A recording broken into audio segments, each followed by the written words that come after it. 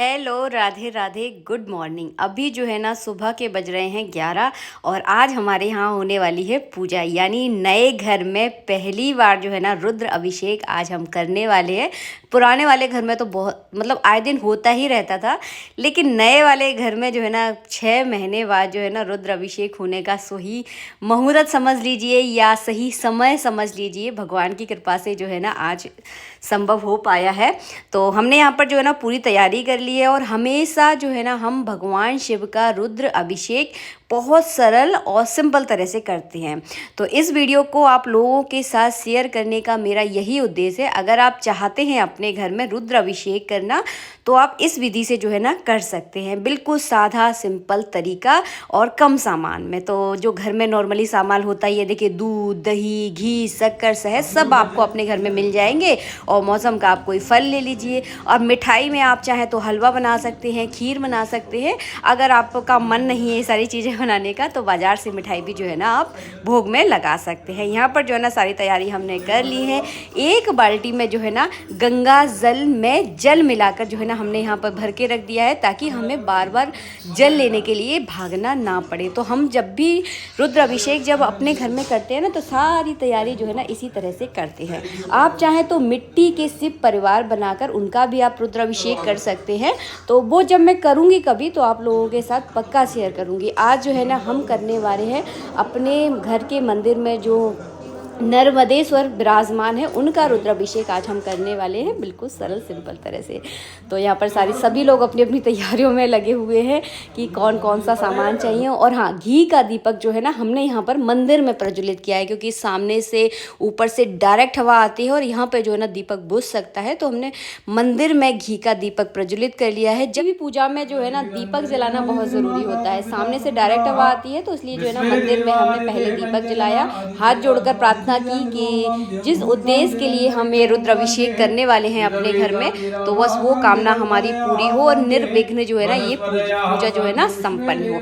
सबसे पहले अपने सीधे हाथ में आप चावल ले लें, फूल हैं तो फूल ले लीजिए और अपने मन में जो है ना शिव परिवार के सभी सदस्यों का जो है ना आपको मन में ध्यान करना है।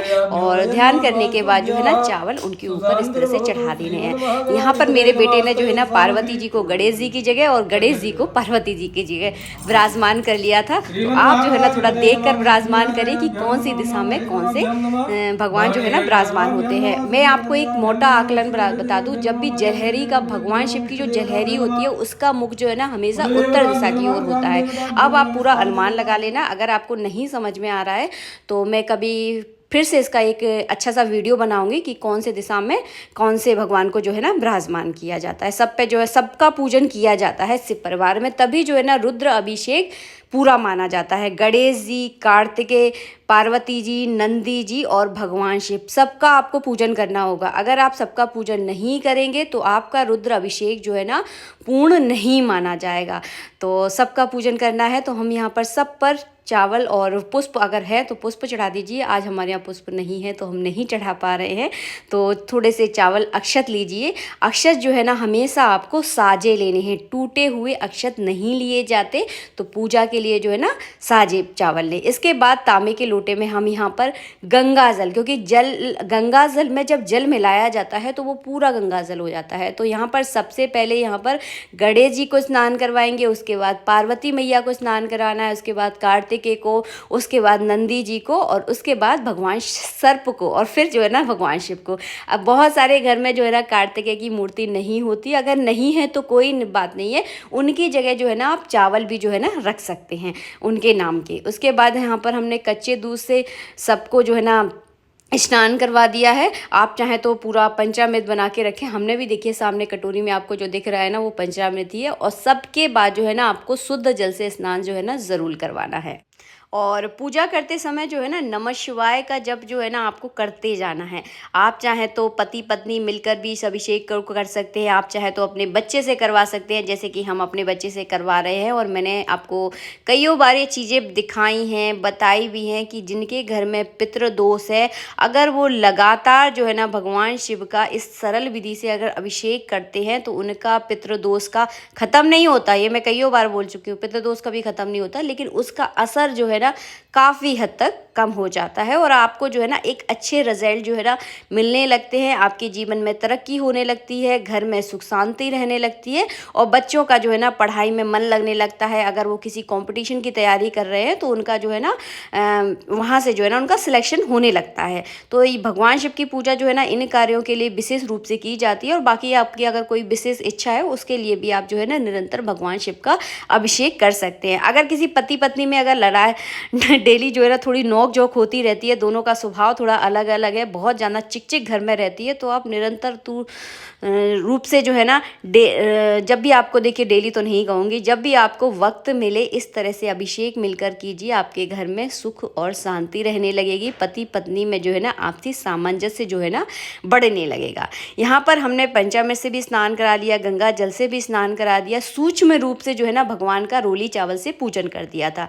उसके बाद करेंगे हम यहाँ पर रुद्र अभिषेक। तो रुद्र अभिषेक कच्चे दूध से कर सकते हैं, मौसमी के रस से भी कर सकते हैं, आप चाहे तो गन्ने के जूस से भी जो है ना रुद्र अभिषेक किया जाता है, सरसों के तेल से अभिषेक किया जाता है, घी से रुद्र अभिषेक किया जाता है। तो कई अलग अलग चीज़ें हैं जो कि मैं आपको कईयों बार बता चुकी हूँ, फिर से रिपीट करके इसलिए बता रही हूँ ताकि आपको ये चीज़ें याद आ जाएं। और अगर आपके बहुत ज़्यादा शत्रु होते हैं तो शत्रुओं के लिए तो सबसे बढ़िया उपाय है सरसों के तेल से भगवान का रुद्राभिषेक कीजिए, फिर देखिए इसका रिजल्ट जो है ना बिल्कुल कारगर आता है, मतलब बहुत बढ़िया रिजल्ट इसका आता है। तो हम यहाँ पर कच्चे दूध से रुद्राभिषेक कर रहे हैं क्योंकि कच्चे दूध से जब आप रुद्राभिषेक करते हैं तो आपके घर में जो है ना सुख शांति और समृद्धि रहती है। एक खुशहाल घर गृहस्थी के लिए जो है ना यही सारी चीज़ों की ज़रूरत होती है। और बच्चे अगर पढ़ाई में कमज़ोर हैं तो कच्चे दूध में थोड़ी सी चीनी यानी शक्कर आप मिलाकर जो है ना रुद्राभिषेक कीजिए। इससे बच्चों की बुद्धि जो है ना तेजी से काम करने लगती है और उनका पढ़ने में जो है ना मन लगने लगता है। तो यहाँ पर हम लोग जो है ना हमेशा अपने बेटे से रुद्राभिषेक कराते हैं, कभी कभी हम दोनों मिलकर भी करते हैं। तो इस तरह से जो है ना नमः शिवाय के जप से जो है ना आप रुद्राभिषेक कर सकते हैं। वैसे देखिए रुद्री के पाठ से जो है ना रुद्राभिषेक किया जाता है। अगर आपके पास रुद्री की पुस्तक है, अगर आपको संस्कृत पढ़नी आती है तो उसको पढ़कर आप कर सकते हैं। तो अपनी सुविधा के अनुसार देख लें, आप चाहें तो किसी ब्राह्मण से भी जो है ना रुद्राभिषेक करवा सकते हैं। इसके बाद जो है ना यहाँ पर न्यास विनियोग वगैरह ये सारी चीज़ें चल रही हैं। अगर आपको ये सारी चीज़ें नहीं आती तो इसको स्किप भी कर सकते हैं। जो ब्राह्मण हैं पूजा पाठ ज़्यादा करते हैं उनको ये चीज़ें प्रॉपर तरह से जो है ना आती हैं। तो यहाँ पर जो है ना पंडित जी समय समय पर जो है ना बेटे को ये सारी चीज़ें सिखाते रहते हैं ताकि हमारी संस्कृति से जो है ना जिस तरह से हम अपनी संस्कृति से जुड़े हुए हैं हमारा बेटा भी जो है ना इस संस्कृति से जुड़ता चला जाए। और बच्चे जैसा घर में माहौल देखते हैं उनके अंदर वो ही सारी चीज़ें ऑटोमेटिकली आ जाती हैं, उनको सिखाने की जो है ना ज़रूरत नहीं पड़ती। यहाँ पर रुद्र अभिषेक हमारा पूरा हो गया है। तो उसके बाद जो है ना भगवान शिव को शुद्ध जल से जो है ना सभी पूरे परिवार को जो है ना आपको स्नान कराना है। सबको जो है ना इस तरह से शुद्ध जल से स्नान कराने के बाद जो रुद्र अभिषेक का जो दूध वाला जल है इसका क्या किया जाता है। तो अगर आपके घर में पितृदोष है तो सबसे अच्छा उपाय बता रही हूँ, इस जल को आप पीपल के वृक्ष में चढ़ा कर आएँ, बहुत ज़्यादा शांति मिलेगी। अगर आपके घर में पितृदोष ना भी है तब भी आप पीपल के वृक्ष में इसको चढ़ाएं, बहुत ज़्यादा फलदायी होता है। अगर पीपल का वृक्ष नहीं है तो क्या कर सकते हैं, मजबूरी है कि जो भी आपके घर में छोटे मोटे पेड़ पौधे लगे हैं थोड़ा थोड़ा सब में जल डाल दें और इस तरह से डालना है कि किसी के पैरों में ना लगे, क्योंकि पूजा का जल है पैरों में नहीं लगना चाहिए। तुलसी में ये जल नहीं डाला जाता है। इसके बाद हमने कांसे की प्लेट में सभी भगवानों को यहाँ पर चावल का आसन देकर विराजमान कर दिया है, सब पर इत्र लगा दिया है, सबको कलावा रूपी यहाँ पर वस्त्र अर्पित कर रहे हैं। छोटी मोटी गलतियाँ मेरा बेटा करता है जो कि मैं वीडियो एडिट करते समय देख रही हूँ, शायद आप लोग नोटिस भी ये सारी चीज़ें कर ले, बट कोई नहीं, छोटी मोटी चीज़ों को हमें अनदेखा करना चाहिए। सबसे गलतियाँ हो जाती हैं लेकिन उस अच्छी चीज़ों को हमेशा आपको ग्रहण करना चाहिए। जो थोड़ी सी गलतियाँ हो गई उसको अवॉइड करना चाहिए, भूल जाना चाहिए। तो यहाँ पर जो है ना सब पर जो है ना कलावा रूपी वस्त्र अर्पित कर दिया है। दो वस्त्र अर्पित किए जाते हैं। उसके बाद जनेऊ अर्पित कर दें, गणेश जी पर, कार्तिकेय पर और भगवान शिव पर, सब पे आप जनेऊ अर्पित कर सकते हैं। अगर नहीं है तो केवल भगवान शिव पर ही जनेऊ अर्पित कर दें। उसके बाद चंदन का तिलक लगा दें। आप चाहें तो भगवान शिव पर जो है ना त्रिपुंड लगाया जाता है, आप सबको पता होगा त्रिपुंड क्या होता है, तो त्रिपुंड लगा दें। ना लगा सके तो सिंपल चंदन भी लगा सकते हैं। उसके बाद जो है ना हाथ जोड़कर प्रार्थना करें। और हाँ, इनके ऊपर जो है ना हमने बेल पत्र, सैमी पत्री का बड़ा महत्व होता है, तो सैमी पत्री अगर मिल जाए तो ज़रूर चढ़ाएं। रहा है। मिठाई फल का जो है ना यहाँ पर भोग लगा दिया है। और हाँ, गर्मियों में एक होता है कि आपको बेलपत्र जो है ना नहीं मिलते, तो गर्मियों में अगर आपको बेलपत्र ना मिले तो बेलपत्र का जो है ना आप चूर्ण भी जो है ना भगवान शिव पर आप अर्पित कर सकते हैं। इसके बाद आप चाहे तो सूक्ष्म रूप से भगवान शिव के लिए हवन भी कर सकते हैं अगर आप करना चाहते हैं। तो देखिए, लाल सिंदूर अबरक ये सारी चीज़ें जो है ना अर्पित आप ज़रूर करें। उसके बाद करनी है आपको आरती। सबसे पहले गणेश जी की आरती, उसके बाद जो है ना भगवान शिव की आपको आरती करनी है। आशा करती हूँ वीडियो आपको बहुत अच्छा लगा होगा। घर पर आप बिल्कुल सरल सिंपल तरह से जो है ना भगवान शिव का रुद्र अभिषेक कर सकते हैं। इससे सरल तरीका आपको कहीं देखने के लिए नहीं मिलेगा। भगवान शिव के अगर आप भक्त हैं तो इस वीडियो को आप लाइक ज़रूर करें, और इस तरह से आप अभिषेक करके अपने घर की छोटी छोटी समस्याओं से जो है ना निजात पा सकते हैं। और हमारा यही उद्देश्य होता है कि आपको बिल्कुल सरल सिंपल तरह से जो है ना